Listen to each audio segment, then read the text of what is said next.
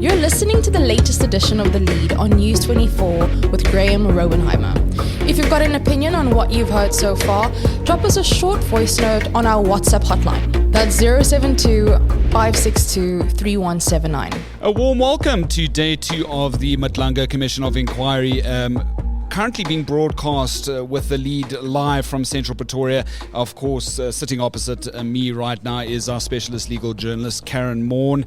Karyn, some very interesting developments happening in the last hour or so. I had to leave the media auditorium to sort of hear a lot more about the implicated names that are now being dropped as we speak. Lieutenant General Nhlanhla Mkhwanazi is now turning to the members of Parliament, and here we have the National Coloured Congress's MP, Fadiel Adams, being one of the first to be implicated here in what Mkhwanazi alleges to be this reckless handling of classified information leaked from crime intelligence.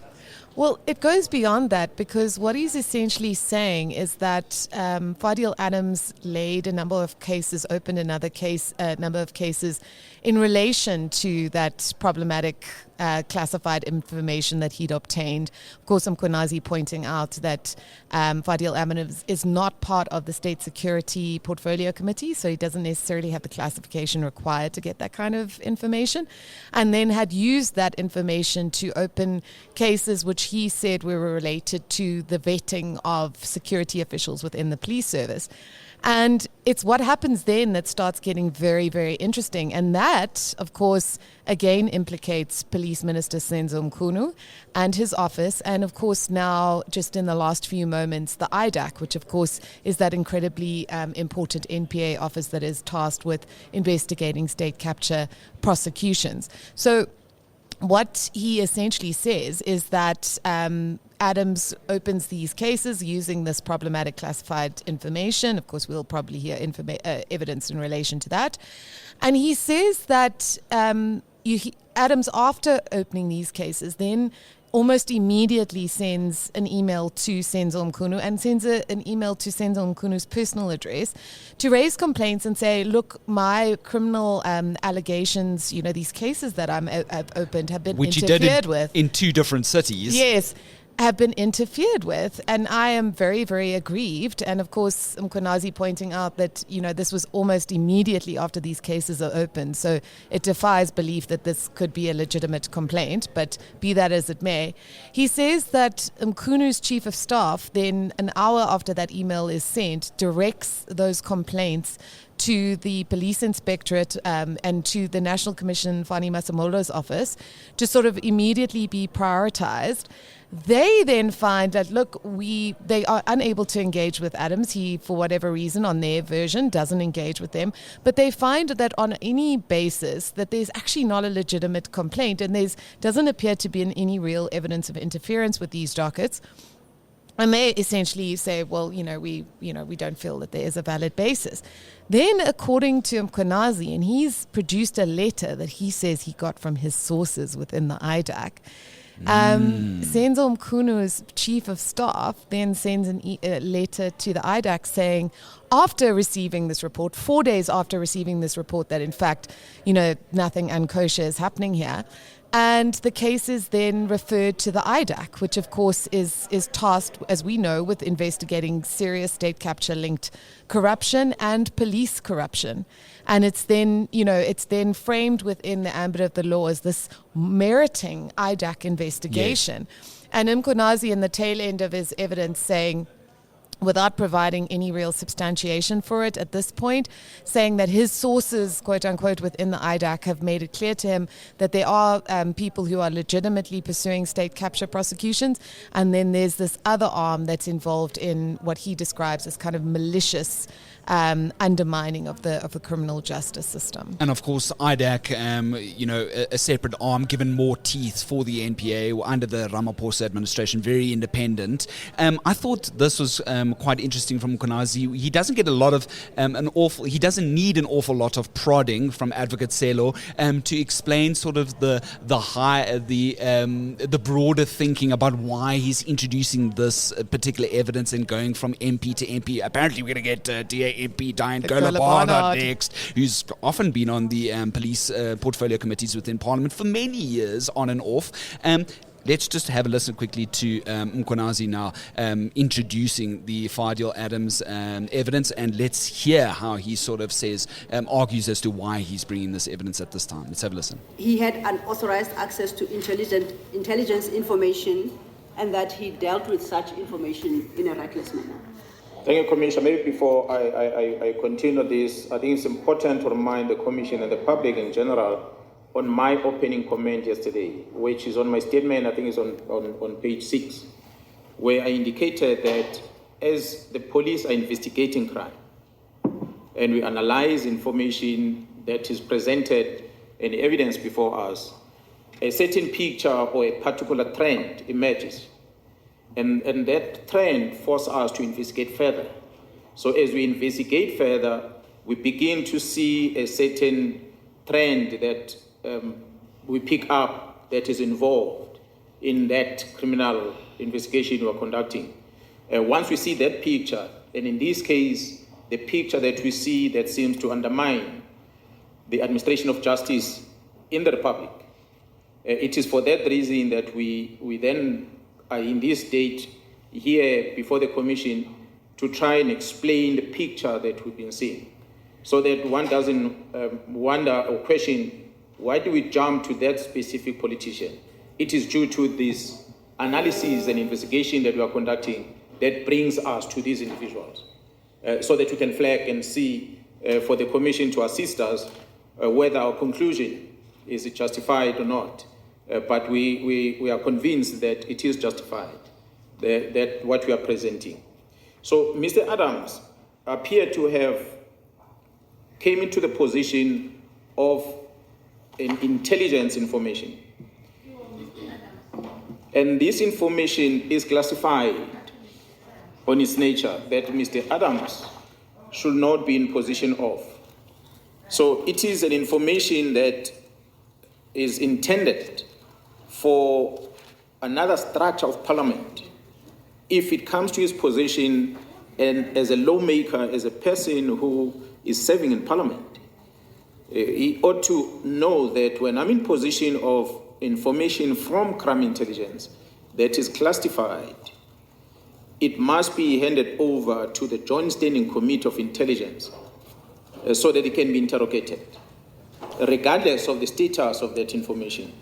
A bit of a lengthy clip, but it was necessary to add all of that into what we just heard, because I think, like I say, Mkhwanazi doesn't need an awful lot of prodding to explain why this is all going to sort of build up to this larger picture down the line, right, of how these public-facing members of, whether it's members of parliament or ministers from whatever party, how do they all play a role in this alleged political interference in the criminal justice system? It's fascinating. What I find interesting is that we must always remember that Nhlanhla Mkhwanazi's original accusations, which prompted the Madlanga inquiry, which the Madlanga inquiry is focusing its terms of reference on, in addition to the political interference, is that there is widespread criminal infiltration of the criminal justice system. And anyone, such as yourself, myself, our colleague Bernadette Weeks, who've been covering the criminal justice system for a long time, knows that it is a hotbed of factionalism. It's a hotbed of score settling. It's a hotbed of political nefariousness. And at this point, Graeme, I'm not sure yet that we have substantive evidence to translate what has happened, you know, and these allegations and quite profound it's only evidence. the start. Yes, profound evidence of this kind of factionalism, you know, behind the scenes maneuvering, particularly in relation to the bizarre Adams complaint situation. To translate that from necessarily being factionalism in towards being directed by criminal enterprises in order to shut down particular, you know, units of the police. And that's where I think it's going to be interesting, whether or not that evidence exists, or whether this will really be an inquiry that is primarily focused on the complete dysfunctionality and factionalism of the law enforcement environment. What do MPs do in Parliament? They like to go to police stations and open cases. Yes, do they not? we know that. We know that. So who's not to say that Mr. Adams in this particular case was given information that would have given him some political brownie points in certain respects? But then the question becomes, who gave him that information and to what end? Because again, that becomes a police classified factional leaking of Yes. classified information. And it would have meant that someone within that crime intelligence environment who had access to that information gave it to him with the, potentially with whatever motive existed. We, of course, haven't heard from Fadiel Adams. We don't know. He may well turn around and say, I am perfectly entitled as a member of parliament, Absolutely. even if I get this documentation, to raise my complaints about what I perceive to be legitimate issues within the police service. We don't know what he's going to say at this point. It was very interesting because, of course, this is the first time that the Madlanga inquiry has actually identified someone as implicated. The DCJ, Madlanga, saying that, look, the implicated people have not been notified. So Yeah, that was interesting. The Fadiel notices need Adams to would go have out. been discovering this with the rest of us, like today. One wonders what he's making of it. But we must always remember that an inquiry process is inquisitorial. So we may have very different perspectives on this evidence going Totally. forward.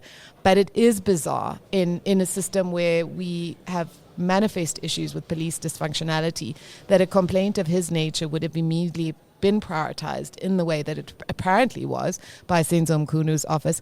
And this recommendation then made that it be investigated by IDAC, while an internal report had actually found that there was nothing justifying criminal investigation in terms of those interference allegations. And if you're just tuning in now to the lead live from Central Pretoria, I'm in conversation with specialist legal journalist Karyn Maughan about the morning's developments, a lot of which only really started to heat up in terms of this discussion point around Mr. Adams past tea. Before tea, there was a lot of technical bringing of certain pieces of evidence, like letters between Mkhwanazi as well as the KwaZulu-Natal Deputy Director for National Prosecutions. Take us through a very little bit of that, if you can, Karyn. There's not an awful lot to say, but the whole theme was about the disbanding of the Political Killings Task Team by Police Minister Senzo Mkhunu, now suspended at the time, and what that meant for Mkhwanazi's thinking and what he instructed the Deputy Director of Public Prosecutions. And they were actually in concert of thinking, we're going to actually continue with our work in the meantime because there's something else going on here that needs to be interrogated down the line. No, I think that evidence is actually possibly one of the more important aspects of what came out in today's proceedings, because we now have the head of prosecutions in KZN revealing in that letter that she wasn't consulted at all about the disbanding of the Political Killings Task Team. Now, bear in mind that that team was done in concert with the NPA. It very much replicated the model of the now disbanded Scorpions unit, prosecutor-driven investigation. She includes letters, 2019 letters from Becky Kele, identifying the exact kind of dysfunctionality that the PKTT was meant to address, and which she says has been addressed. And she very much articulates this belief in this letter to Mkhwanazi, which was sent in June this year, saying this is going to, if it indeed is the case that you have been disbanded, it's going to have devastating impacts. We don't know how we're going to handle this. How will 204 witnesses, decisions be made about them? And she really lays out in a very real way the implications of this disbanding. And so, you have this high-profile member of the NPA who may well herself end up being a witness, coming out and essentially through this correspondence backing Mkhwanazi's account of the devastation that would have been wrought if the unit had been disbanded. But in addition to that, really revealing that Police Minister Senzo Mkhunu, when he made that decision, in no way, we heard evidence yesterday that according to Mkhwanazi didn't consult with Fani Masamolo, didn't consult with Mkhwanazi, but we now know on Elaine Harrison's, her former surname Zungu, she might be well known as by that name, Sure. was not consulted at all. And, in a circumstance where you would, you already have Mkhwanazi saying that Mkhunu's decision to disband this unit was operational, and therefore he had actually no legal right to make it, particularly because this body had been set up by an interministerial committee. So I think, Harrison's, letter is actually quite significant, and it again raises this issue, kind of the specter of the Scorpions, which was you have a highly functional unit that is essentially disbanded in circumstances where it's actually achieving success, and that's very a la Scorpions. And for all of those who are currently listening into the Listen Live on the front page of News 24, Karyn is actually sucking a lollipop while she's I'm a type 1 diabetic. I have low blood sugar. While she's going through all this hefty evidence. We're going to quickly change hot seats now with Karyn. Joining me now, I'm so pleased, is the Commission spokesperson, Jeremy Michaels. He's going to be joining us now in the hot seat on the lead. Just a couple of questions, housekeeping issues, if you will. We'd love to go through, especially after some perhaps minor, in retrospect, security concerns were raised yesterday in terms of the entry to and from the Bridget Mabandla Justice College here in central Pretoria. Jeremy joins us live now on the lead here on News 24, front page of News 24, the cast of thousands currently listening. Jeremy, welcome to the show. Thanks so much, Graeme. I'm sure when you say the hot seat, it's meant to intimidate me, is it? No, it's only because, we've always got these hot opinions bubbling up within us. There were those very minor, if you will, in retrospect, hindsight's always 2020 when it comes to the security concerns that were raised yesterday. Although you would probably argue that within the Commission's mind eye, you may raise the mic, sir, is that, the entry to this particular facility needs to be very much tightened. You relayed to us, and we echoed that in the show yesterday, that pretty much those security concerns have now been dealt with, right? Yeah, absolutely. I mean, we were concerned, particularly given, what we are dealing with. Security is absolutely critical, physical security and information security. So I'm happy to say that those matters have been attended to. And yeah, certainly we are much more comfortable. In context, as you say, it may be a case of teething issues, but security is sacrosanct, and so yeah, we are pleased that it's now in hand. The chair of the commission today, the retired former acting deputy chief justice Mbuyiseli Madlanga, had echoed that he wanted more ICT or screens for his co-commissioners as being, I thought that was just representative or a hark back, if you will, Jeremy, to some of the delays and the issues that we had dealt with in regards to the Justice Ministry et al. Right in the beginning before this commission got underway. Is it an extension of that, or will it be dealt with sort of as a very side matter? It's really a a practical issue of for the listeners who don't understand. The judge has a screen in front of him. But the two co-commissioners need their own screens so that they can see the presentations instead of twisting their necks. And it was not something that we, as the commission, had foreseen. And so that too is being dealt with urgently. But again, it's a niggling, teething issue, which, in fact, I had just been talking to the commissioners over lunch about this issue, and they are happy to be straining their eyes for the rest of the day. Sure. So that, they will install those hopefully overnight. There's this pending court case from a handful of demonstrators. You may have seen them outside the gates just yesterday. They're not here today, although I haven't gotten an update as yet. There was about 8 or 10 of them. The Umkhonto weSizwe Party launching this application in the High Courts to basically halt the proceedings as we know it. What do you make of that? Do you think there's any merit there? Have we had any update? Do you have any inside info? No, we can't comment on the merits. That matters before the courts, the Gauteng High Court, of course. From what I understand, a full bench is hearing the matter. Excuse me. And as we said yesterday, anyone in South Africa is within their rights constitutionally to approach a court. And certainly we see it in that context. And again, we will respect any order by a competent court. And as for the demonstration, Yeah, again, people have the right to protest, and so that's an expression of their democratic right. A lot less media here today, just to end off, Jeremy. It feels like there's more journalists that can go inside the main hall. Day one, the pressure's a little bit over. The work can continue. My question, though, and it's something I did ask you yesterday, but we didn't really speak too much in depth about it. But Mkhwanazi's testimony, could we expect it dragging into next week? Is that the expectation?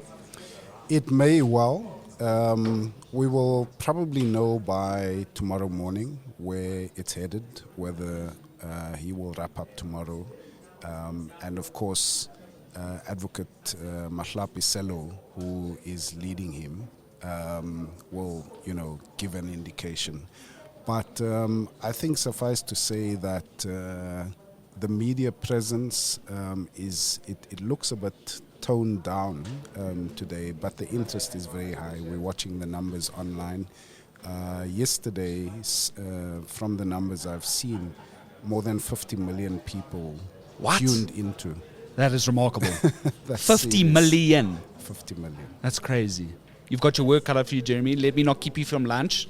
Don't know what you've got cooking up in the kitchen there with the rest of the commission chairs and Very the evidence light leaders, lunch. but enjoy Very it. light lunch. Thanks so much. Thank you. That's Jeremy Michaels. He's our spokesperson for the Madlanga inquiry currently in Central Pretoria. I just want to come back to our colleague Karyn Maughan, specialist legal journalist, as we pick up what to expect next as we go back into the hearings now. Diane Kolo Barnard, sorry, her name. She's a DA MP that's been in and out of police portfolio committees for the longest time. As a side note, people might remember her from a bit of a scandal in the past when she reshared a Facebook post that essentially inadvertently praised former apartheid leader P.W. Botha. Now, though, apparently some evidence is going to come along in the next short while that might have her name being implicated. We don't know yet. It's going to be interesting to see what other public faces are going to come out of the woodwork here. Well, I mean, I think that's going to be the big issue, right? Because Mkhwanazi said, the first part of his evidence was about the political killings task team.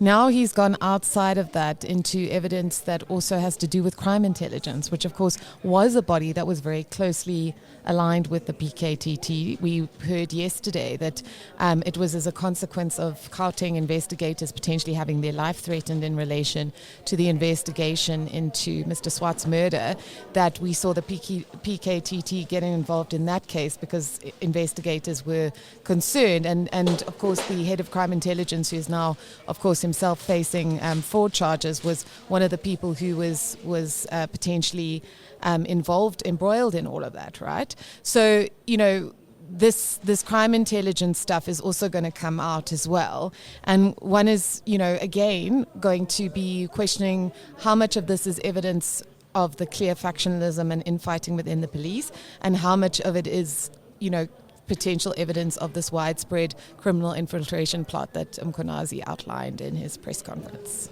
I have to ask you about this because we missed out on it yesterday. A bit of a side note, well-known investigator Paul Sullivan, despite what people might claim about him or think about him, he's now got this defamation case brought by Mkhwanazi against him in relation to a couple of allegations. Spell out those allegations for those who perhaps missed the side story as we led right up to the commission, right? As it started, perhaps the starting of which overshadowed that a little bit. But it is something that we possibly are going to return to down the line. What's the main allegation here is that Paul O'Sullivan claims to have evidence that Mkhwanazi was involved in some sort of extrajudicial killings in terms of this task team. Is that it? Yes, I mean, a lot of it. Okay, so, I mean, some of those allegations, I think, may actually reflect on the stuff that's going on in the inquiry at the moment.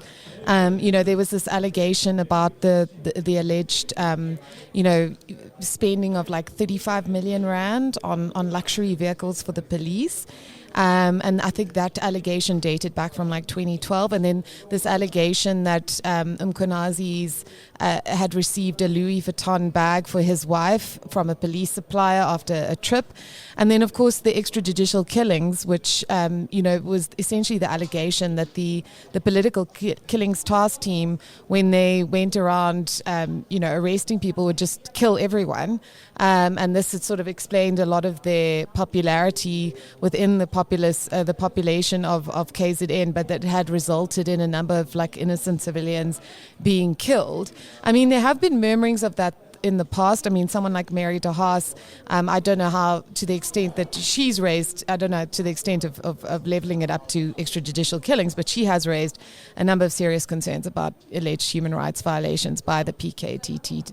We don't know if she's going to testify, but it really, a lot of what's going to be fascinating is to see these various strands of, stories interweaving, and even that civil complaint, the defamation claim by Mkhwanazi, those claims may end up being, addressed in evidence in this inquiry.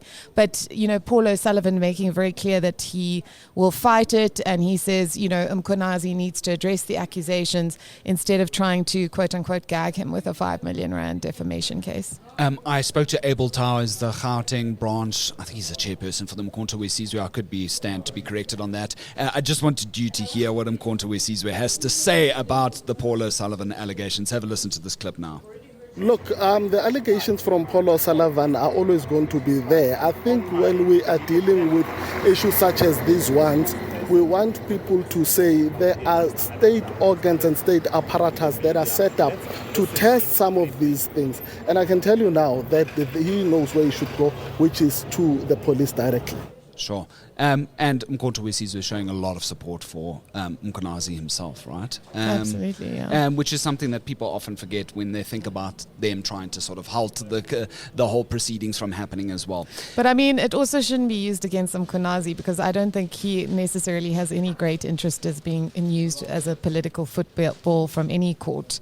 And I think that, the kind of phenomena that has surrounded his press conference has really spoken to something that we cannot lose sight of, is that South Africans feel deeply aggrieved by the criminal justice system. They believe that the incompetence is so profound at this point that it actually must be deliberate, because the fact that people could be this, manifestly incompetent without it being deliberate is an incredibly depressing thing. And I think that, in that context, it is unsurprising that Mkhwanazi has become somewhat of a figure of folklore. But of course, the important thing is that this inquiry will get to the heart of whether or not his accusations are supported by evidence, and if so, is it evidence of dysfunctionality of the legal system, or is it evidence of something far darker? And we've already, as my final sort of point, we've gotten a hint of this case of defeating the ends of justice that Mkhwanazi could not go into detail just yet, right? Because the roll call of implicated names must perhaps happen first, with all the notices going out before that case can be talked about a little bit more. Do I have that sort of thinking correctly? Yes, I mean, I think that he hasn't shown a great deal of hesitation in terms of articulating who he believes to be blamed for certain things. I think the inquiry has been quite careful and constrained in, how it addresses his allegations.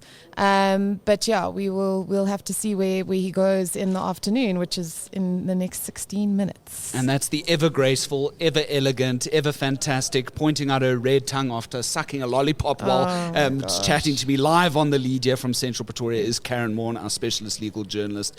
So I love our dichotomy together. I'm not going to say what I said yesterday in case we end up before the BCCSA.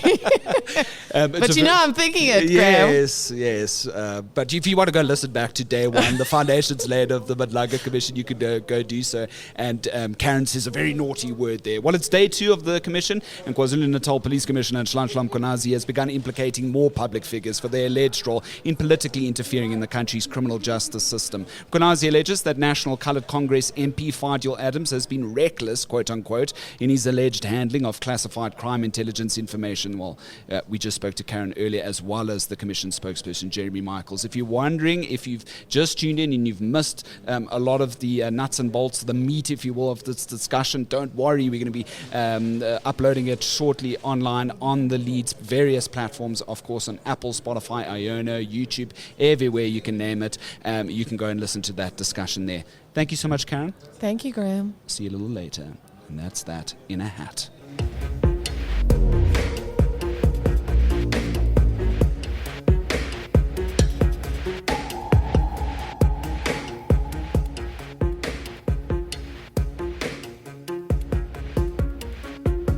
To know when the next episode drops, hit the like, follow, and subscribe buttons on our YouTube, Spotify, and Apple Podcast channels.